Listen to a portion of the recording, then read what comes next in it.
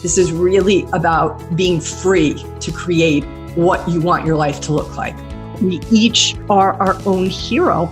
And how do we take the challenges that come our way and see those as the birth process of us becoming heroic?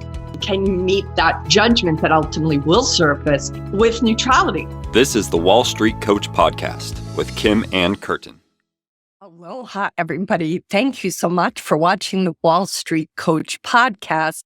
Today, I want to have the ladies who are watching this amazing interview who want to have a treating, emotional, supportive environment to check out our new Discord room called TraderHeroineJourney.com. That room is a Discord room specifically for the emotional side of trading.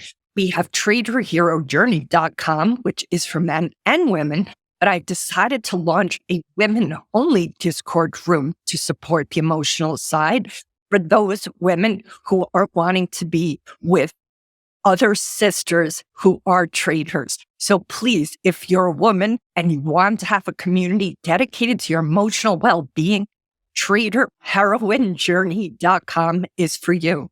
Enjoy this amazing interview. Welcome back, everybody, to the Wall Street Coach Podcast. Today, I am so happy to have Mariana Hincapie with me today on the Wall Street Coach. Thank you, Marianne, for coming to my podcast. Thank you for inviting me, Kim. We have got to know each other, in at least 2 years, I think, right? And we just I met think so. at Traders for Cause, which was so nice to just have the connection in person. Mariana has such a fascinating and inspiring story. I'm going to let her share a lot of it with you today, but I want to just speak to the fact that she has been a trader since she graduated high school. She started studying initially for approximately 1 year, and that was after that she opened up her accounts and started to trade. She studied initially under Tim Sykes and was his first female student to hit $1 million in profits. Mariana, what else should we speak about around your journey to become a trader? You've been at it now 4 years. What else do you feel perhaps doesn't get discussed enough about your journey as a trader? I actually think it is a little bit crazy. I was just thinking about that the other day. And I would actually be graduating college if I did go this year. I would be graduating this June. That to me was like really, really crazy because I pretty much have had 4 years of experience during the market, and I've been able to adapt. I've been able to learn, exponentially grow, have tough times. I feel like I've gotten enough experience to understand myself in the career. It's almost as if I pretty much did go to college and I'm like graduating from the market. Yes. But there is always a lot to learn. But I think it is really good to kind of feel like I chose the right career for myself. Instead, going to college, I feel like might have been a little bit of like a difficult route for myself. So I think I'm pretty happy with the decision that I made so far. Yeah. I'm kind of in awe. Are you comfortable saying how old you are? I'm 22. Yeah. Yeah. I'm really inspired by how stoic and sort of entrepreneurial you are for such a young woman. The decision to not go to college when there's so much of a cultural indoctrination that is the only path. I mean, maybe there's like some Gary Vaynerchuks out there who are saying on occasion, you don't always have to, but it's still so culturally accepted. What gave you the courage to consider not doing that and go full bore into trading? I came from a family that it was like tradition to go to college. There hasn't been not one of my cousins, not one of my uncles, aunts that haven't been to college. So I would pretty much be one of like the first ones. But one of like the main examples that I had was my dad growing up, and he didn't go to college himself. So I feel like that's what like gave me the courage because I saw him so close up. So that was pretty much what I grew up with, knowing, yes, I want to go to college, but I can also have another option. And it just kind of made sense, going from like different points of view. I know that some of my cousins don't even work what they studied. And I know that my dad always worked what he learned throughout all of his years. So kind of just like made sense to give it a try.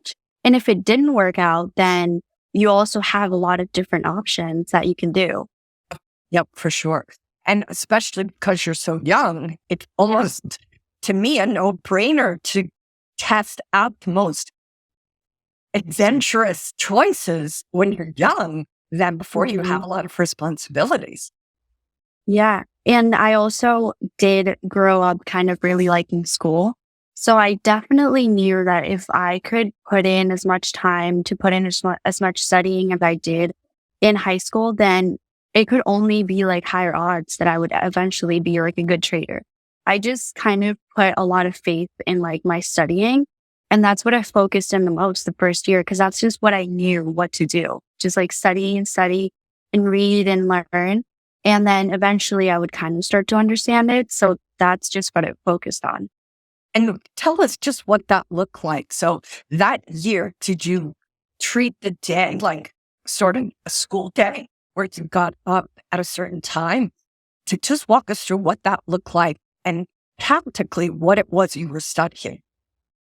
It definitely, I pretty much didn't change from what I was doing in high school. I kind of kept the same routine because that's just what I knew. So it would consist of watching a webinar, watching a video lesson, watching the market, watching another webinar, other video lessons, writing down, printing out different strategies, then writing in the journal, and then again, webinars and videos. So that's just like, I had a routine going for myself, but I do want to mention that for the first like 8 months to a year, I was in Colombia. I kind of wanted to learn trading, but I also really didn't experience that passion at first. So I kind of wanted to take a year for myself and to kind of understand what it is that I really wanted to do. And then I found out that it's not that easy to just kind of go to work and, be able to get like a job for myself because I didn't have a college degree. So it is a lot difficult to kind of have that resume to start out a job. So I going to Colombia for like that year kind of like opened up my eyes to understand that it is like a blessing to be able to trade and learn whatever it is from just the comfort of my home. So I was able to figure that. And then right when I came back, I started that routine, which was every single day for a year while trading as well. So I was watching webinars and videos for the first year, but it wasn't that in depth as it was when I decided that's the route that I want to take. Oh, it's fascinating to me. Mari and I got to participate in a Center Point Women in Trading event just last week. That was very powerful. And something that you said then that I feel is worth repeating is that you didn't initially have that passion and that fire. But I'm curious, I'm so glad you say that because I think there are times trading can be presented as that you have to start with the fire and that's the only way you'll make it through. Your story is evidence that sometimes you won't start with the fire. So, but how did you find yourself able to endure that wasn't really firing you up initially to this place where you decided actually it was meeting your basic needs? It definitely was like the feeling that, it was like it was going to be very difficult for me. If I wasn't going to take the college route, I still had to be learning something because I was still in that early ages of my life where I did want to learn. I did want to study and I still wanted to like keep learning. I didn't want to just go into a job right away. I just wanted to keep on learning something new, something different.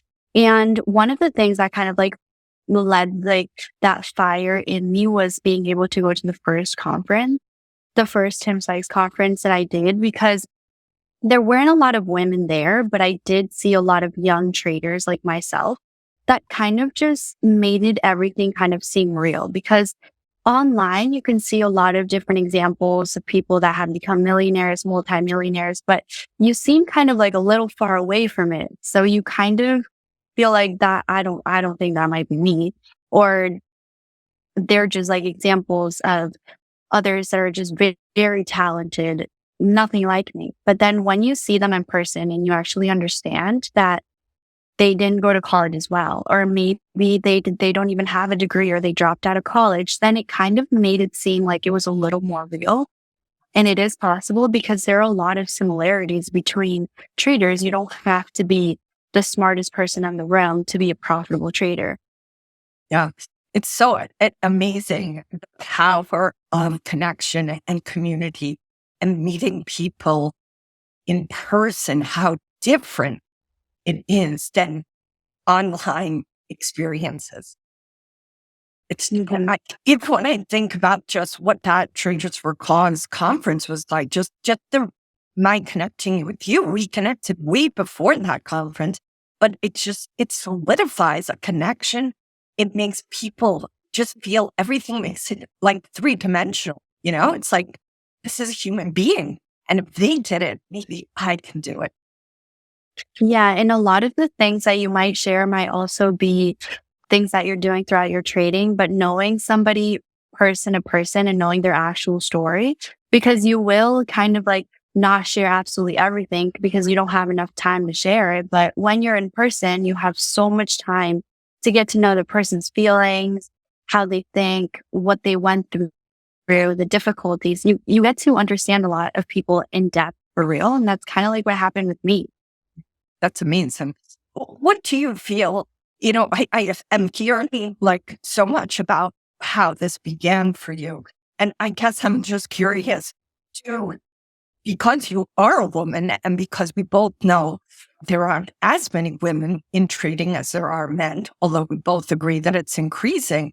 Do you feel that as you have kind of journeyed through this, that being a woman brings you an edge that, especially because, you're very close with Jack Kellogg, who is also a very successful trader.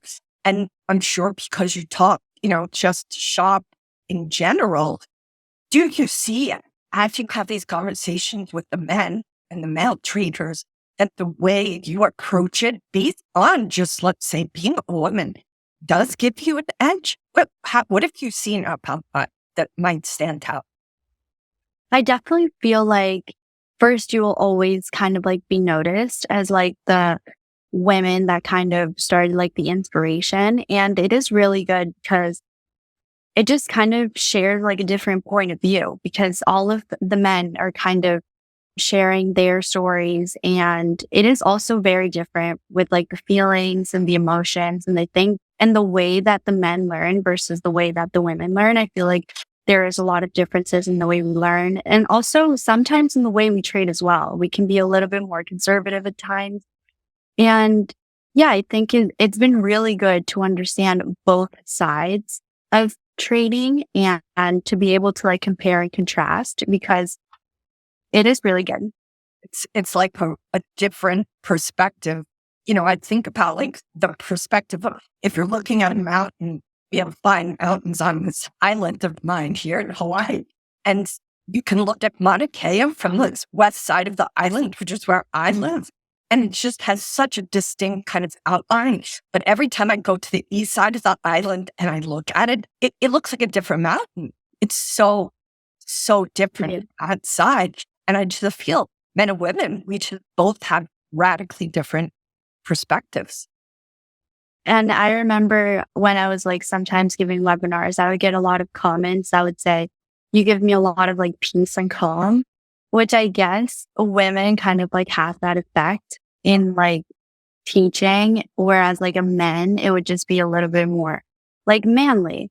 So I think it is like very different for the people that are listening as well, because they also get 2 different types of voices, 2 different types of lessons, and it might just be a little bit more calmer. And I always love those comments, because it is good to also have a little bit peace and quiet, because trading can also be pretty loud at times.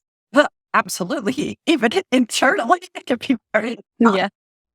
So That's, I spoke to something before that I'm going to go back to. You said that the learning style you discovered is different sometimes for women, or at least for yourself compared to maybe, or what do you think you've seen, at least just for yourself, that you're learning? How is that different? What was it about your learning style that you think perhaps really stood out or served you to level up so quick? Because it is relatively quick, Mar. Still, like there are people who've been trading for years that have not reached the success you've already had in a relatively short amount of time. I'm just curious what you attribute that to. Definitely a lot of patience in the beginning because I wasn't rushing in. And I think that had a lot to do with the idea of I'm not going to college, so I'm going to study this and I'm just going to take a really long time learning it. So I never rushed the process and I made sure to use really small size throughout the first whole year and a half that I was learning. So I think that gave me a little bit of an advantage because I wasn't trading to make money. I was trading to learn what trading even is. And it's very difficult to kind of get into trading knowing I'm going to make this amount of money this first year. Well, I kind of went in with the mindset, I'm not going to make any money at all. I just want to learn it. Yeah. So the other thing too that I hear and in so many conversations I've had with you, it feels like your ego isn't attached to the results. Or at the beginning, at a minimum. I'm curious, do you agree that that still is the case? And how do you keep your ego from being attached to the result? I think it is really good to keep the ego out of every situation, but eventually you're going to learn a strategy so much that it's going to be like the palm of your hand, but sometimes not everything goes the right way. So I do have ego sometimes in trades, but I make sure not to have ego in a sense of, first of all, in the beginning, I tried not to have it at all. I barely had to try because I wasn't looking for it, the money aspect, but it has been something that I've had to adapt to because I've learned a lot of different strategies. And sometimes I know some strategies they're like my home. So I'm like, well, how could this go wrong? But it can go wrong at times. So I'm like, no, I'm right. And that has led to some of my biggest losses in trading. So it's almost like a double-edged sword because in the beginning, okay, yeah, I was definitely detached from it at all. But then eventually you understand something so much that you're like, this can't possibly go wrong. So you have to just keep adapting and kind of understand, well, you're going to be wrong sometimes. Yeah, you tell me, but I find it fascinating when you started, how you got to experience that bull market and now how you have survived and navigated what's been a really hell of a time. So talk about those timelines and the, brief version of it's a fascinating trajectory of your timeline, different than probably a lot of traders ever experience. So to talk about that. It was really good because I feel like I was at the right time because I had learned for a whole year and a half and then I was at the right time to be in a hot market. I could have used more years of experience, of course. That would have been great, but I'll just be thankful that I was there and I had an idea on what I was doing. I'm very grateful for that market. And then it almost feels like you reach an expert stage where you're like, I know exactly what I'm doing. And then you get back to beginning stages a few months later. So it almost seems like a couple years so people have the context. And today, by the way, it's May 17, 2023. Oh, when you first started studying, what year was that?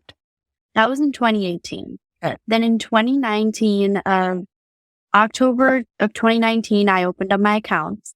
Then 2020 was all of my practice years where I was using small size, making $100, losing $20. And then eventually it led up to December and January of 2021, which was the OTC mania that we had. And that was during the COVID times. So that was one of the greatest hot markets that we've ever seen. And it's almost as if you couldn't go wrong. You could be a big cap trader, a small cap, you could be an OTC trader, an investor. And it's almost as if you couldn't go wrong in any area of the market at all. So everybody was doing really good. And then everything kind of got out of hand pretty much in February. And that was when I felt like, oh, I know exactly what I'm doing. I feel like I'm at this expert stage. But then it comes March, April, May, June, and then eventually that whole end of the year where it's like, I feel like I'm still at the beginning stages of like this whole thing because everything started to come down. So you have to relearn new patterns, new strategies all the time. So you learn something and then it works and you keep practicing, you become expert, that stops working and then you get back to beginning and then you have to relearn something else. So that's how I felt.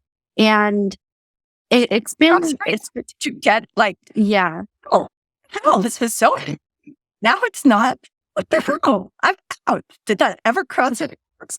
Yeah. No, I never said see ya, but it is difficult to adapt. I would say one of like the main things that maybe a new trader can do that if they've experienced some exponential growth would be to size down the accounts because you never know. There's going to be a lot of losses. And I definitely had a lot of losses throughout that end of the year. So it felt like, okay, yeah, I'm doing really good. But then you kind of have to go back to what it was that you had to learn. So yeah. Whew, that had to be a sobering few. Yeah. And then you kind of just go back to the beginning stage of, well, I went back to just the beginning stages of consistently growing and just being patient. If this isn't the right market for me, there's always going to be opportunity and I can always learn new strategies, which is what I've done. But just consistent and just with less size and whatever it is that you're comfortable with, I just kind of made it a near routine that if I was losing after 11, I would just trade to 11. And if other strategy wasn't working for me, I would just cut it out and learn this new strategy. And then I've adapted to only trade once or twice a day max. And I'm pretty much done at like 11 or 11:30, which is working great for me. And it definitely keeps that stress away from trading. It's not necessary right now. Yeah. Is that something you're conscious of, is managing the stress levels for yourself? I think trading can be really stressful. So it is really important to kind of understand that like emotional detachment from it. Because if you're so attached to it, it's just going to affect other areas of your life. It's going to affect your family members. It's going to affect your happiness levels. It's going to affect how you enjoy life and the little things. So the stress that comes from trading is necessary when like the hot market is there, because that's like good stress. But bad stress just kind of brings you back to like something that you don't want to feel. You want to feel happy. You want to feel okay, relaxed, and at peace. And the best way is to not get emotionally attached to the market as much and just kind of treat it as in, out, in, out. And that definitely makes it a lot easier on the mind. I bet it does. What is your advice to those who are thinking about trading? What would you say are some of the checklists that they might need to really ask themselves before diving in full throttle? I think some of the generic questions that you should ask yourself is this money, like, can I lose it completely? And what is like the motive that I'm going to start trading for? Is it to make money, or is it just to learn something that you want to learn? And kind of, yeah, how will that affect the people that are around you? Like, you also need to understand the circumstances of your life, which are all different for everybody. So how much time can I put into it?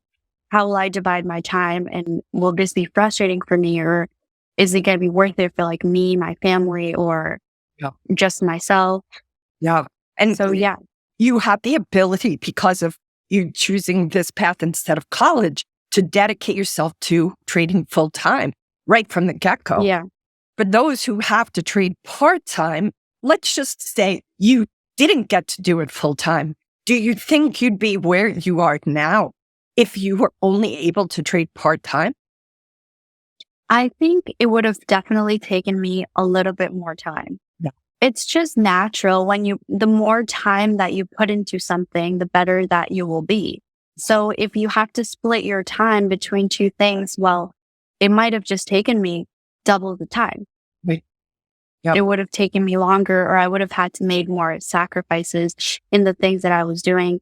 Maybe sleeping. I would have had to sacrifice sleeping to learn, or I would have sacrificed the lunch to trade. Yeah. So I would have to make more sacrifices in my life to be able to trade. Yep. Yep.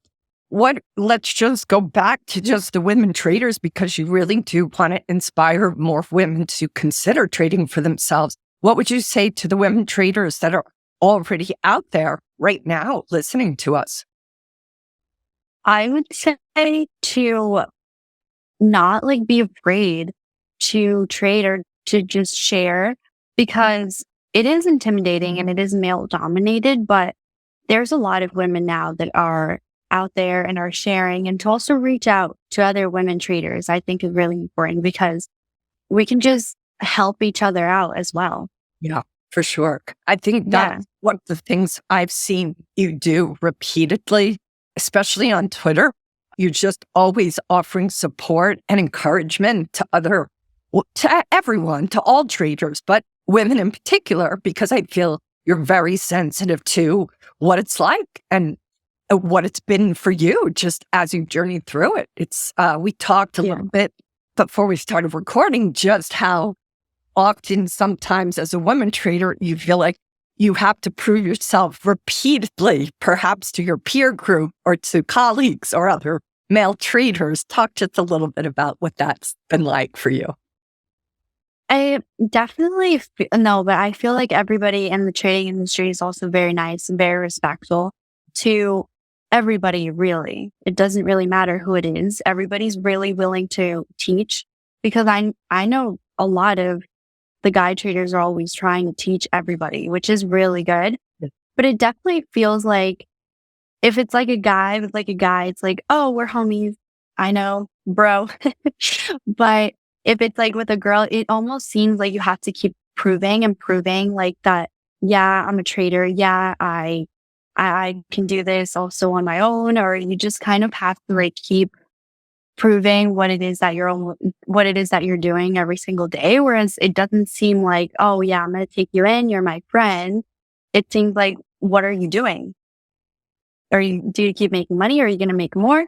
What's going on with your trading? So that's kind of how I felt, but it is a really big community, and everybody is very nice and willing to teach each other, which I think is great.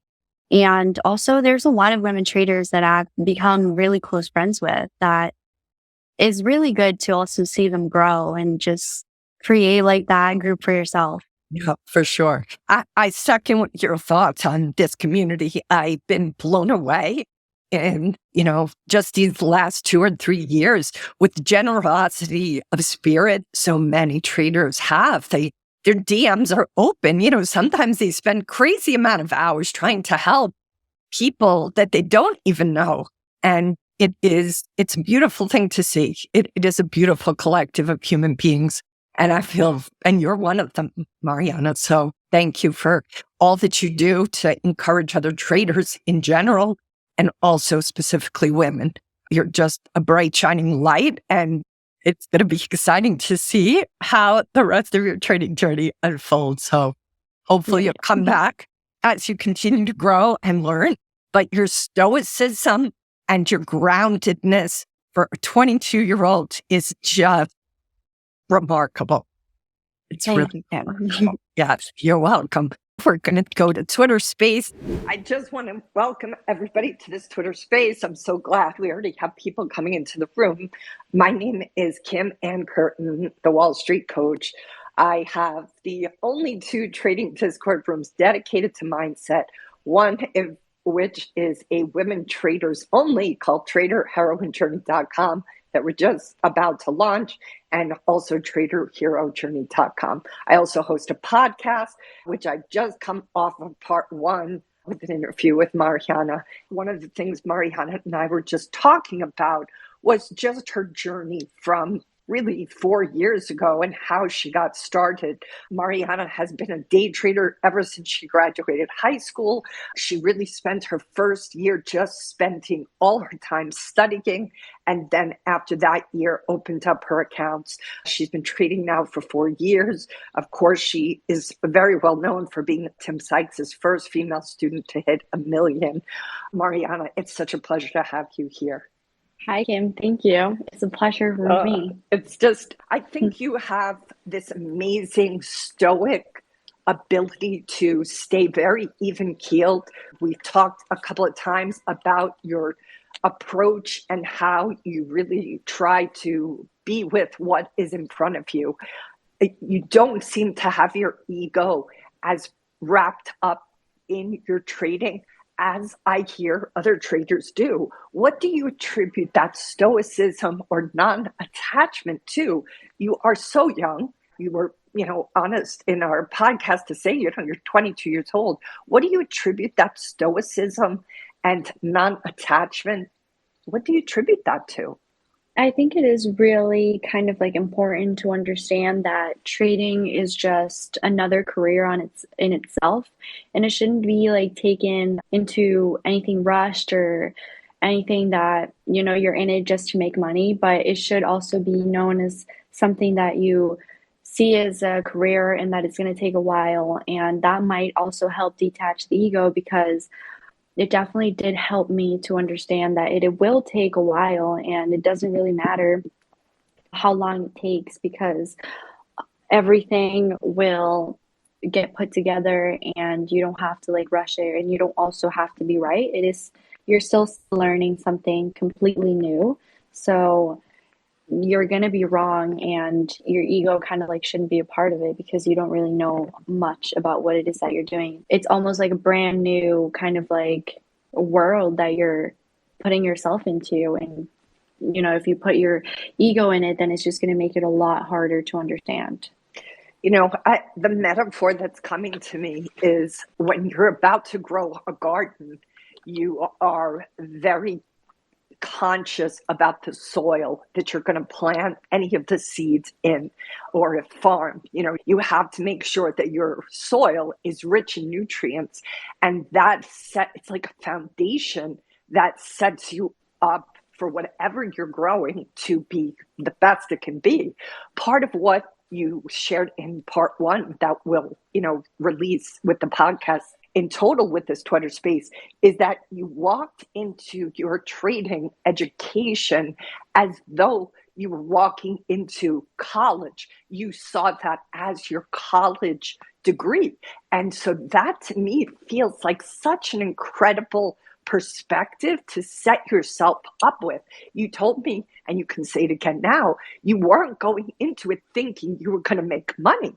Not in the beginning anyway. You thought, hey, this is my college education, learning that market. Just talk a little bit about that. And if you agree with my perspective, that maybe made a huge difference.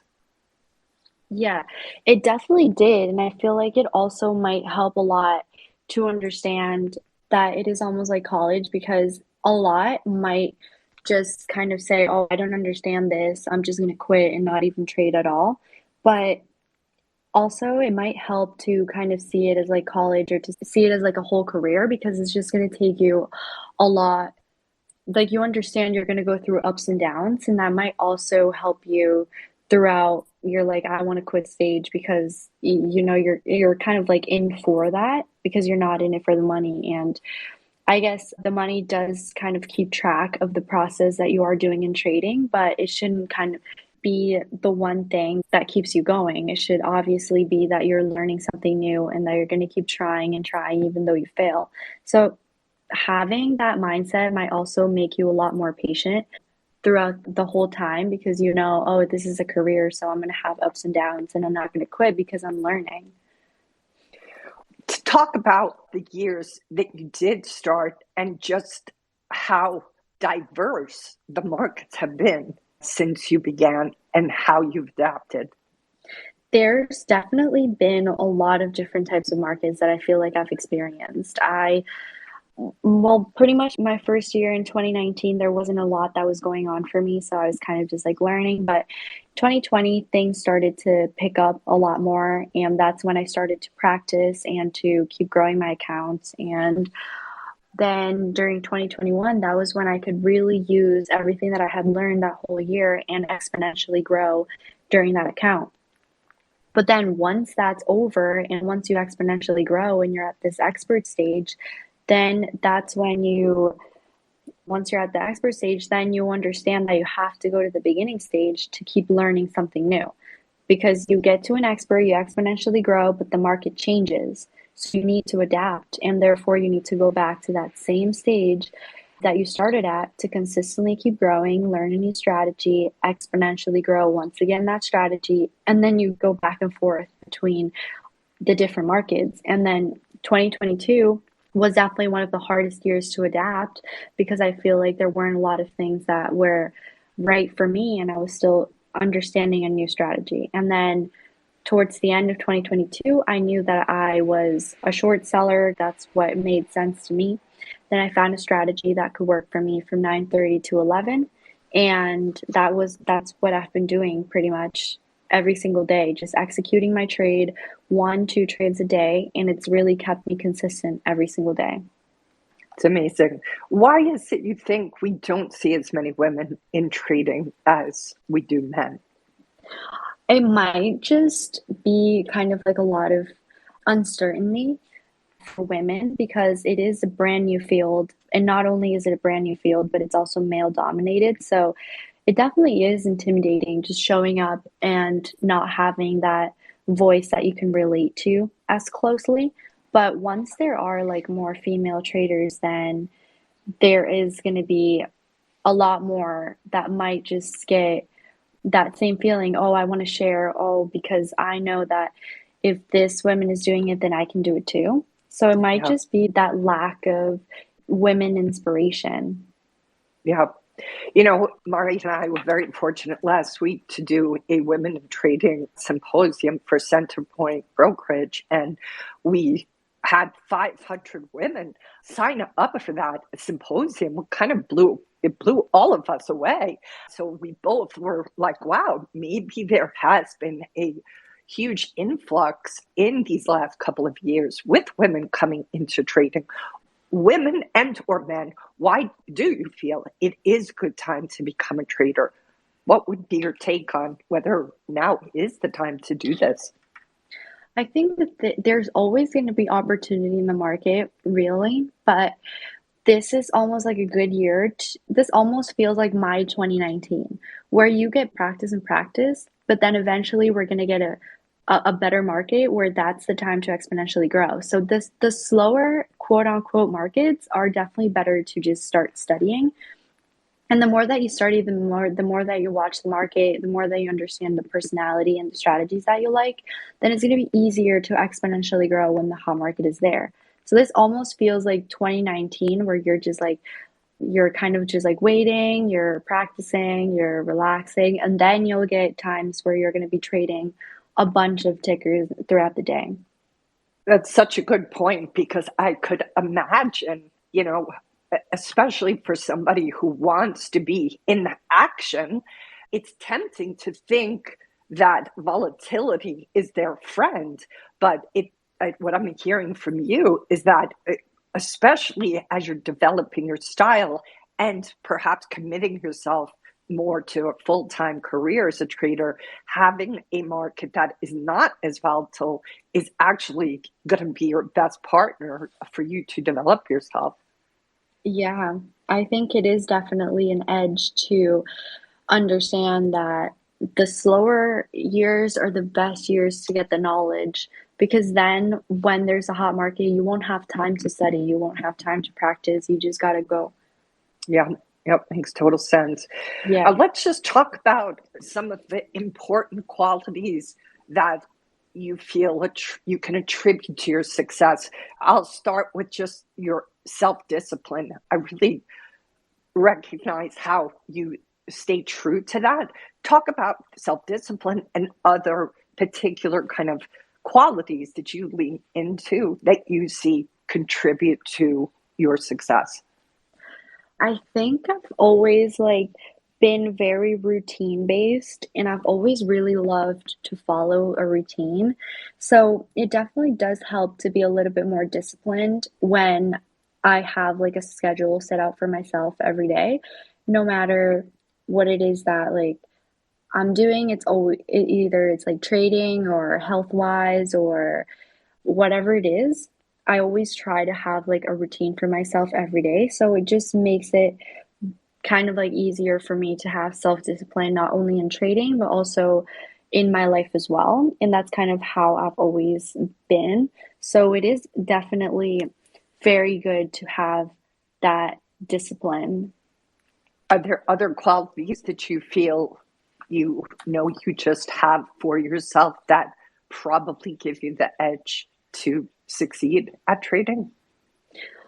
I would say it is like I said when we talked with Centerpoint just a few days ago, it is important to be a good listener throughout the first years and throughout your whole trading career, because listening to other people who are telling you what they've been through and their stories, it is very important to be humble about it and to understand that others are better than you and they are there to help and they're there to teach. So I think that's one of the things that has helped me is to be able to listen and maybe not be very judgmental about the advice that I'm given, because it's not something bad, it's something for my own benefit.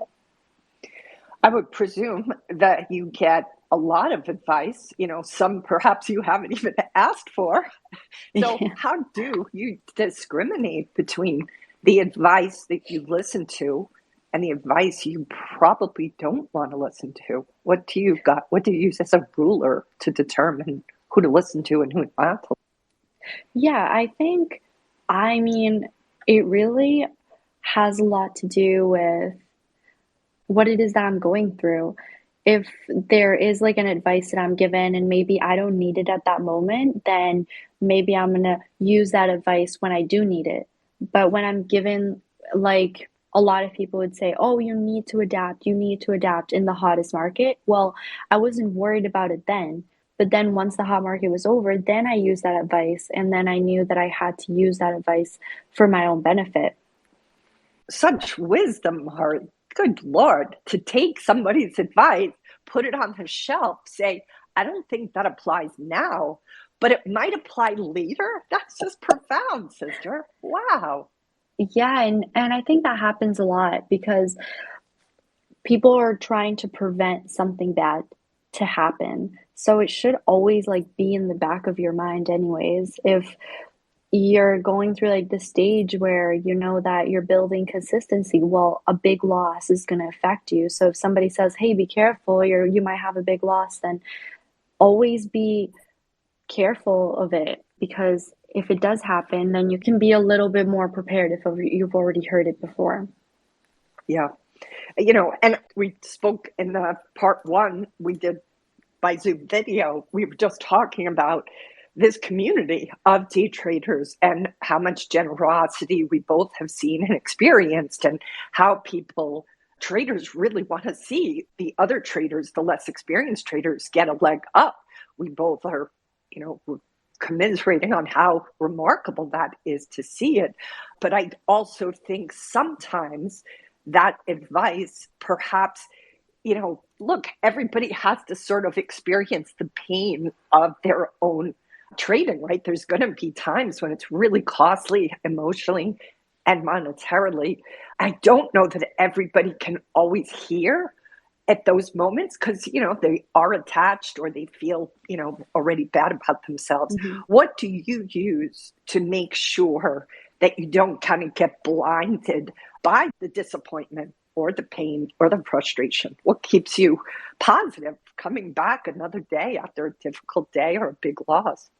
Oh, yeah, those are always like heartbreaking days. Whenever there's like a big loss, it's just like super frustrating. But I think one of the things that helps me is just to completely like detach for like a few days and just kind of take it in.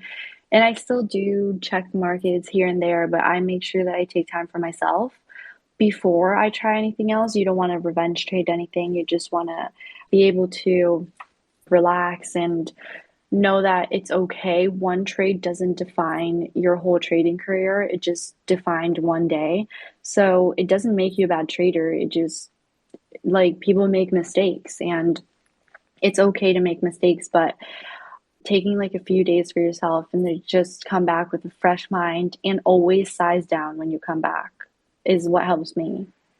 And how do you see that helps you? It just kind of eliminates a lot of the negative emotions that I felt throughout that day. It just makes me kind of eliminate that, not like eliminate it completely because you should remember all of your losses to like a point where you feel terrible about yourself, but because it's not good.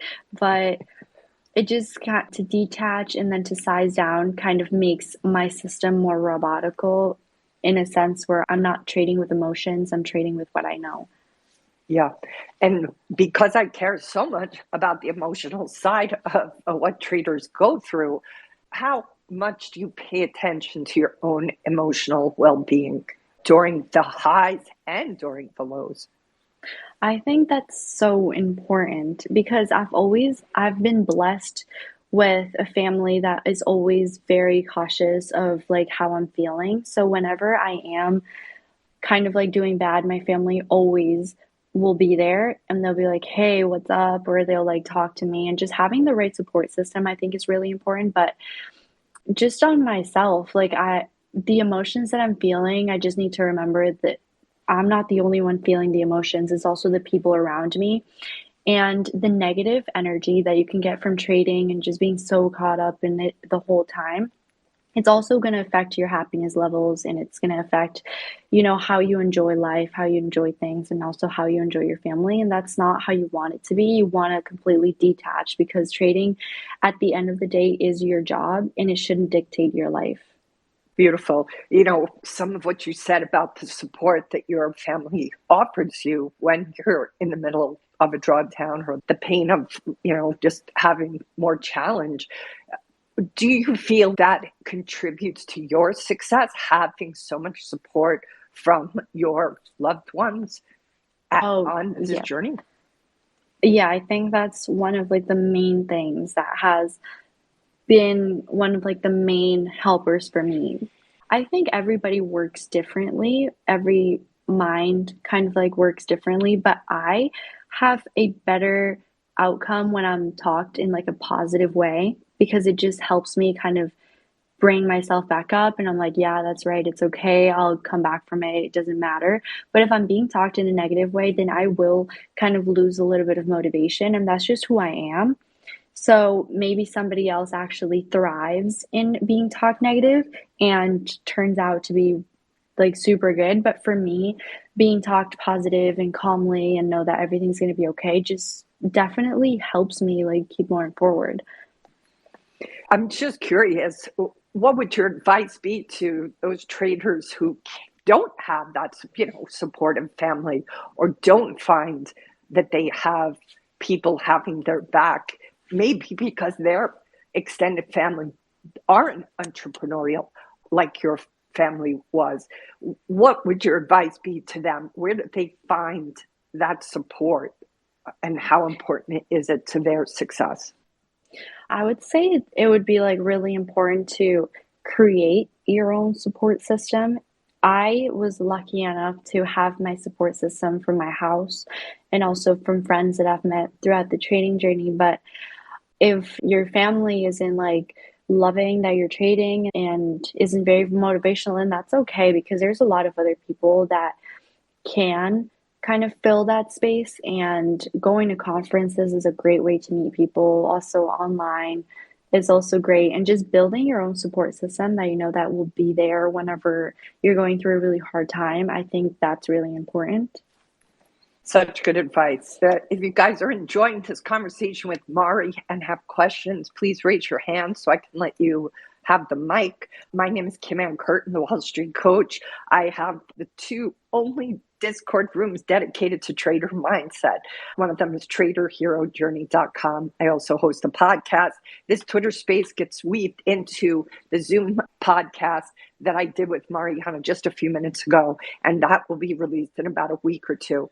I work with a select group of traders one-on-one to help them secure success faster, working on how they handle the emotional volatility of trading. Mariana, what would you like to say just to the traders perhaps who are, maybe more on the news side? What are the things you'd like to just say that could inspire them to go the distance? If you're like going through a rough patch right now, just know that not everything lasts forever. And this is pretty much the best time that you'll get to practice learning the markets, learning how they work. And then eventually it's all going to like come back in your favor. Like if you don't feel like you're being rewarded now, then there might be better times ahead. Would you be willing to tell us what a trading day looks like for you, just on a day-to-day basis, just for the listeners to get a sense of how you organize your week, how you organize your preparation the night before? Just give us a little bit of, texture around what it literally looks like for you. For now, it's definitely a lot more relaxed and a lot less trading based than it used to be. But in the beginning, it was how I mentioned in our podcast, webinar, video lesson, webinar, market, webinar, video lesson, book, journal, pictures, then more things to watch. But now it's pretty much wake up, do the health stuff like working out, meditating, whatever it is that works for you. And then taking some time for like myself and just to kind of think about it, and then get the plans ready for trading, trade to like 11 or 12, depends on the day anyways, and then go for a walk. And yeah, that's like pretty much my whole morning routine that has to do with trading, because in the afternoon I do like to watch, but I'm not so active in trading wise. Yeah. Is there much prep work the night before? Let's just say on a Sunday night for you before the week begins. Oh yeah, definitely. I think that's like really important to always update the spreadsheets and always have everything organized from the week and from the week ahead. So I'll always like to fill out the spreadsheets and kind of get ready for Monday. My strategy is not really based on previous runners. So my watch list, I build it in the mornings, usually at around 9 or 8:50, around then. But for now, not really like Sundays. It's mainly Monday mornings. Do you feel that the dedication to do you feel people who can only trade part-time can succeed? And what would be your guidance to those who only have a part-time ability to commit to this? Definitely try like the best that they can to take some time to study and not like rush everything like really quickly. And if it is like a hobby, then understand that, the more time that you put into it, then the faster it might be. So if it's like slower, then it's okay because you're doing that the best that you can. Makes so much sense. Ivy, do you have a question for Mari? I'm picking on Ivy because I like her.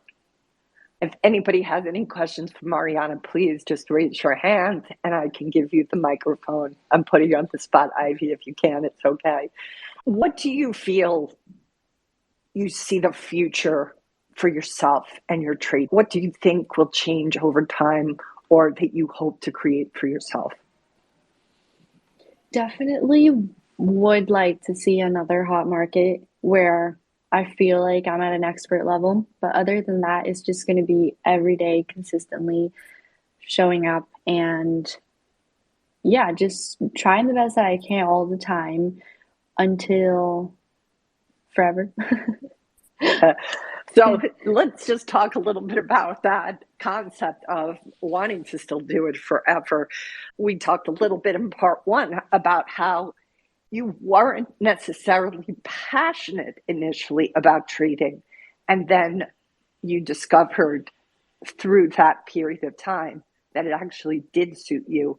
Just share a little bit more about that. I know we talked a tiny bit about it, but I feel it's just such a fascinating story. Yeah, I wasn't passionate in the beginning just because I always, not only did I want the route to go to college, because in my heart, I always feel like that's what I always wanted, just because that's what I told myself that I wanted. But it did seem like a little bit boyish in the beginning for me, and I always wanted to do like something else. So I felt like this would be more fitting to like my brother than it would be for me. But then eventually, when I did go to the conference, and that kind of like fired up that passion in me, because I saw there were a lot of young people just like myself, and that kind of made me definitely get more passion out of it. It's fascinating that, that conference and seeing others your age were actually doing this and succeeding at it opened your eyes, it sounds like, to the fact that this actually could be achievable. Yeah, that's exactly how it was. It like made everything seem a lot more real, understanding that you don't, and I have a tweet about this as well. You don't have to be the smartest person in the room to be a good trader, and you don't have to be a straight A student to be a good trader. You kind of need a lot of dedication, a lot of time, and a lot of patience for everything to work out at the end. Of course, it's not going to work out for everyone the same way, because everybody learns very differently and it might take a little longer for others. But it's like just putting the most that you can will always, I don't think, if that's something passionate, whatever it is that you're doing, the more that you put into it, the better things turn out. And I want to add to the comment that you just made, another comment you made earlier, and not having your ego or an inappropriate expectation on yourself. Those are the two things. I mean, it sounds like a perfect sandwich, right? You're coming from this place of going into it with so much patience, without the agenda, which a lot of traders unfortunately do go in with the agenda. I have to make a lot of money in a short amount of time. And what your story proves is that approach doesn't work. Yeah, and it just has a lot to do with like the circumstances that you're going through. And like you said, just building the right expectations for your circumstance or the life that you're living. I was pretty much, I graduated high school and that was all that I was going to dedicate my time to. But if that's not the case, then that's still okay. Just understand that it all varies based on the person and the time that you put into it, and also the circumstances, and if it affects your family, if it doesn't, and the capital that you start with as well. So everything varies based on your circumstance in life. Yeah. What would you say about just the importance of support? Talk a little bit about how traders can plug themselves in to support if they can't get it from perhaps those that are, in their family or in their close relationships or friends. Yeah, there's a lot. Well, now I feel like it is a lot easier to make friends through online. Like it is very easy. If you have a friend and they have mutual friends, then you can meet literally online and just be friends. But conferences are a great place to kind of get started. And I think the people that you hang out with and that you talk to every day will also have a big impact on your trading, your life, and how you better yourself. So it is important to kind of pick people that are very similar to you and will push you to be better. And it doesn't have to be even monetary wise or where they're at in their trading. It really has a lot to do with their personality, and it's like if it's a good fit. Yeah. So what I'm hearing you say is you really have to know yourself, and then you have to pick the friends that are going to encourage the way you operate so that you can find that they can hold the space for you if you're having a lousy day. Yeah. And it is important to also have time to laugh and to have a good time as well, because the worst days I feel like are the days that I laugh the most. Because if I'm not like having a good day, I know that there's still others that are there to like make me laugh and just forget about it for a little bit. Yeah, for sure.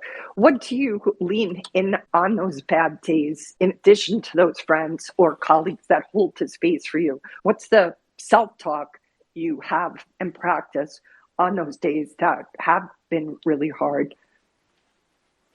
I think it's important to soak it all in and know all of the mistakes that you made, because there are a lot of circumstances that I've seen that some will forget about what happened and just like move on. But I feel like forgetting about losses is like a big mistake, because you almost want to remember them every day and remember how you're feeling to not repeat it again. It's almost like you feel really bad about it.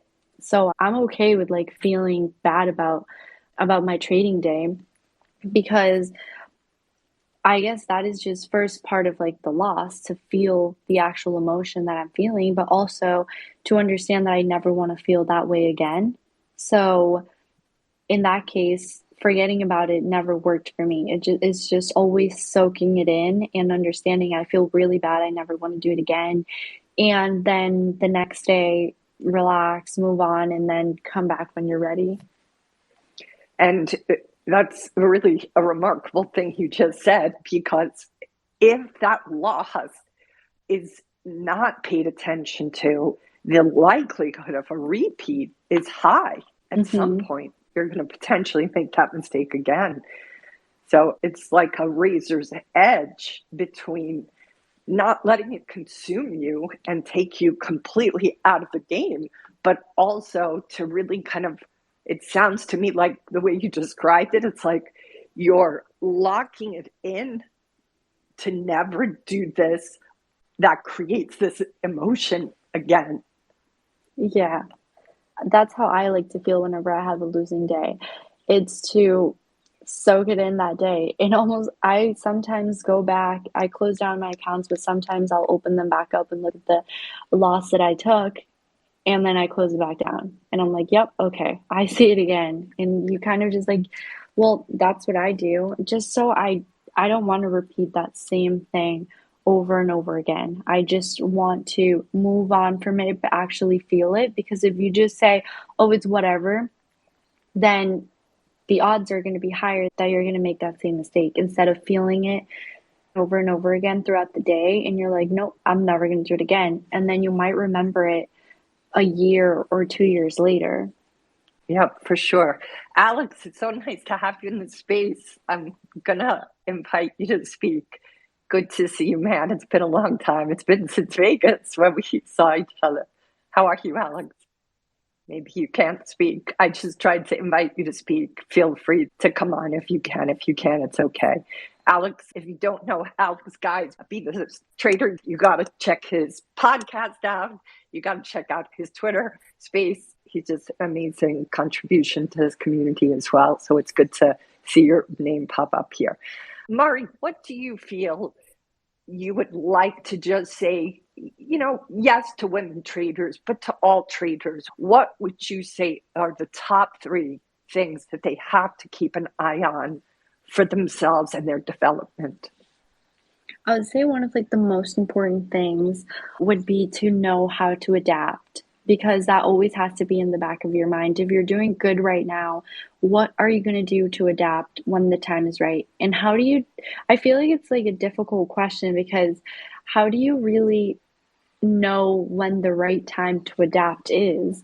And that was one of like the hardest questions that I kind of had to respond to myself. And it almost seems like having the strategy that works for you and then just writing down, okay, if this happens, then my strategy is right there. But if none of that is showing up and there's like little volume on the stock or the strategy is just not working or it just doesn't look good, then that's, I feel like, a good time to adapt if it's not working for like a week or two. And then that would be the time where I would have to like adapt and kind of change the way that I'm trading things. And then I feel like the second thing would be to study in the beginning and keep studying a lot because the time will come, but it might just take a little longer. It all depends on the market, your circumstances, and how you're understanding your personality. And it's all going to be different for everyone. And the third one, just to be patient all the time, not only in the beginning, but I feel like throughout the whole trading journey, because I've still had to be patient a lot of times, but I always try to find opportunities every day. Even if it's not my strategy, I can take smaller size and just try something new. Well, I'm just curious, especially because of the diversity of markets you've seen, what have you leaned in on to determine if it was appropriate for you to just wait or start to learn another strategy? I'm always trying to learn new strategies, no matter like if I'm like doing good, because right now I am working on short selling in the mornings, but I will still take along if I see something that's worthy in the afternoon. So I'm still always trying new stuff, even when my market is there, so that when it's not, I still have a little bit more cushion on different strategies and different types of patterns that I see. So I'm always kind of like adapting, or at least I'm trying. If anybody has a question for Mariana, just please raise your hand and I can give you the microphone. How do you deal with just, let's say, those who kind of have the stigma about trading? How have you, sounds like you had a really welcoming family to go down this path. But for those that don't, what would you say are, and let's say those people that are outside of your immediate family that don't really understand day trading, think it's gambling. How have you dealt with that conversation when it's shown up?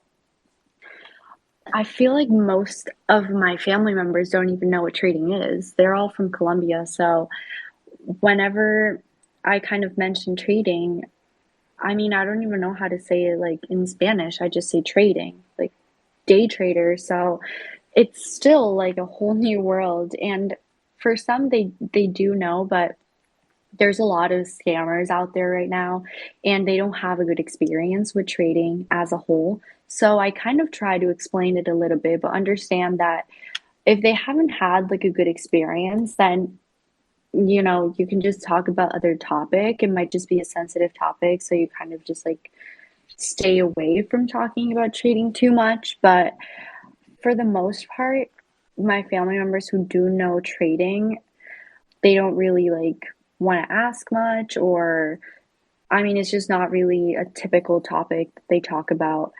But for my family, like they were always very supportive of trading since my father actually knew. So it was just a lot easier for me. Yeah, makes sense. Any questions, please just raise your hand. And if you're enjoying this conversation, would love for you to retweet it out there to your listeners so that we can get more people in the room listening to the wisdom that Mari has to offer all traders, but especially women, because she hopes that her story will inspire more females to come into the world of trading. Mariana, what was it like when you hit that $1 million mark? This was during the time where it was pretty much go all the time. So I don't know. I feel like I set out a goal for myself that I would hit it around the age of 25. And it turned out to be at the age of 21, that same year that I made that goal. So I don't know. I mean, it was great, but I still showed up the next day to do the same exact thing. Did you really? Did you really? I I'm so did. proud of you for doing that. So incredible. Well, I don't really I don't know. I feel like I was more shocked than everything, but it was still around February, so things were still going pretty crazy. And I mean, you did kind of had time to think about it, but not really because you just kind of had to keep trading. So it was shocking that it happened so fast, but I tried not to let it get to me because I still had to keep trading. Was there a sense where you did let yourself just celebrate it? I understand the market was still quite volatile, so maybe that took a little bit of time. But was there a way that you marked it and or celebrated that it happened eventually? Yeah, I feel like there were times where I would just reflect back on what had happened when February was done. And there were times where I would reflect back and I would be really thankful for everything that I was able to like cross back. So it was a lot of meditating, kind of like just being really thankful that I was there and just being really shocked that I was able to get a job that was so free and that allowed me to have that much time for myself and just to be free from schedule and be able to travel and just have fun and know that the market will always be there even if I'm not trading. So yeah, it was really good to know that I had made the right choice. Yeah, especially because you chose to go full throttle into trading instead of college. I can't imagine what that must have been like for you to feel like, huh, this was the right choice after all. Yeah, it was definitely good. And just to think that I would be graduating this year and I'll be coming out of college, it kind of does make me feel better. Well, you'd be coming out of college with a lot of debt. Most Yeah, people do. And here you yeah. are not coming out with debt, but in fact, coming with a profit and a career that is, I have no doubt, only going to increase in your success. You're so mature and emotionally mature for your age, Mari. It's quite inspiring. I'm so impressed with your stoic approach, how unattached your ego is to the results. And I think your story of the day after you hit that $1 million mark, being back at your trading desk says it all. A lot of traders I know would have been at like a Lamborghini showroom that day, not at their Yeah. trading desk. That's funny. A pink Lamborghini. A big Lamborghini. Yeah. So, what has been the particular way to celebrate? Some people are into watches. Of course, these are all guys, they're into their cars. What is a place where you've allowed yourself to just, have a little special something for yourself? Do you have a Um, particular direction you go? One of the things that I did that summer was invite my parents to Rome and Florence. So I took them to Italy for the first time. And they don't travel much, and they were really thankful. So that was like where I allowed myself to like splurge a little with Yeah. things for my parents, and they were so thankful. Like to this day, my dad's still talking about it. Oh, that's so beautiful. Yeah, and that to That's me was it's great. I'm like, wow, now I can give back to my parents. That's crazy. Yeah, that is a beautiful feeling. And I have to say, as we talked a little bit before about this remarkable community, that is something I hear over and over again. And even Jack Kellogg, your boyfriend, he too was just so generous to his parents with certain levels of success he reached. I've heard that so across the board that traders are so motivated to work this hard so they can be a contribution to their loved ones, to their family. That to me is just so beautiful. It's just a really inspiring quality to just see Yeah. repeatedly. Do you find that too in the conversations you have with other traders? Yeah, I think, I mean, it seems like everybody's very grateful because it almost seems like crazy that at such a young age, we are able to give back to those who like helped us throughout the whole journey. So I was never expecting it. I know my dad funded my accounts and My dad was the one that paid for the challenge. My dad was the one who flew me to the conference. And like it was just pretty much my dad the whole time. And for me to like be able to bring him with me to Rome and wherever it is that we went, like, I mean, that was pretty crazy.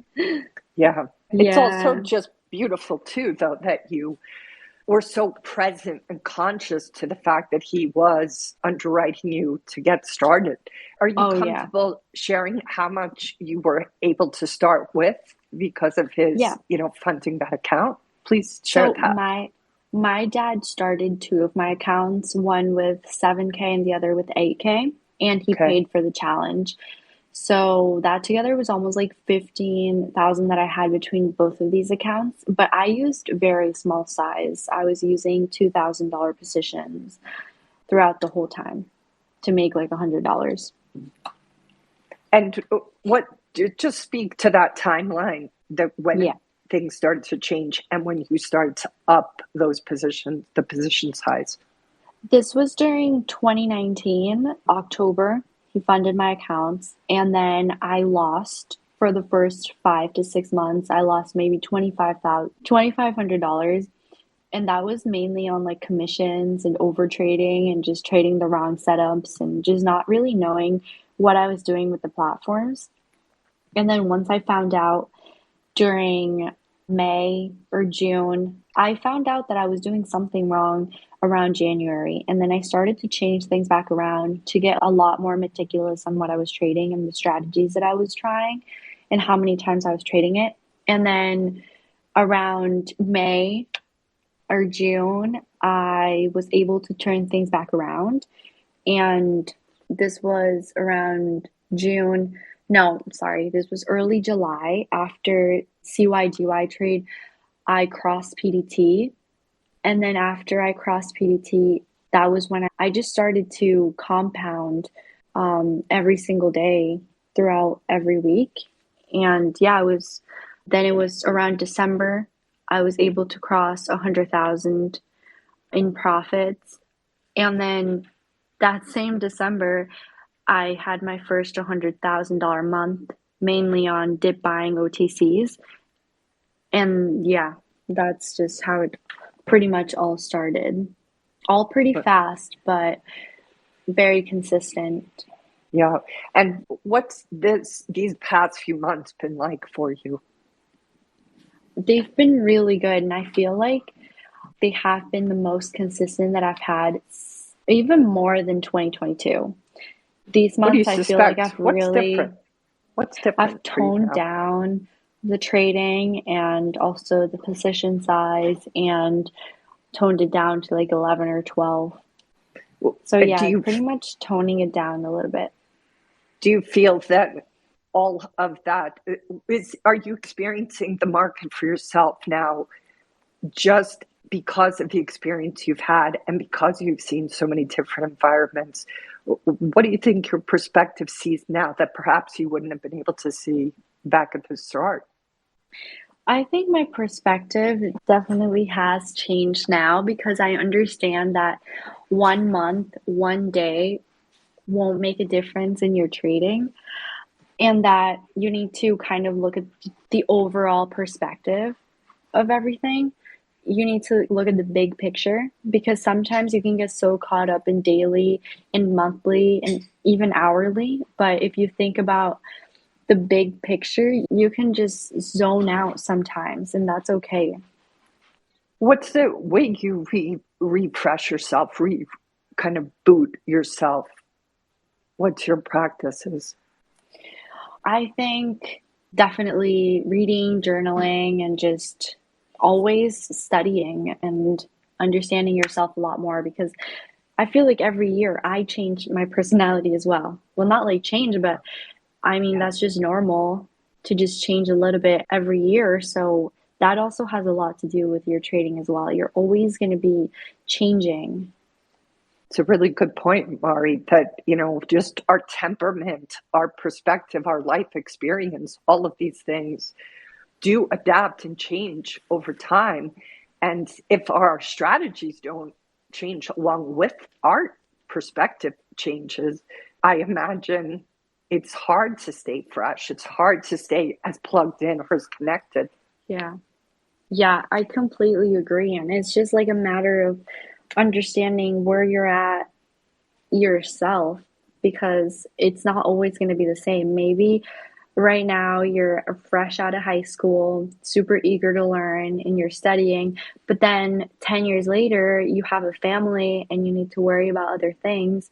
And that's just going to change your trading as well. Maybe that'll make you more conservative, or everything will always be changing. So not only your life, but also the strategies and the trading is always changing. Yeah.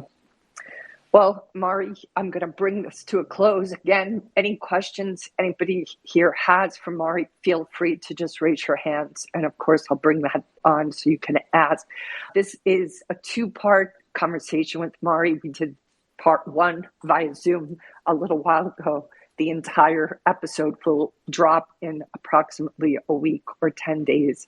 I am in awe of your maturity, your emotional maturity. Mariana, you're really quite an incredible young woman, and I'm just so grateful that your wisdom and advice are out there for traders, because I feel like you have so much to teach them, and that you're still open to learning is just evidence of that beginner's mind. You just have such a beginner's mind. It's really quite something.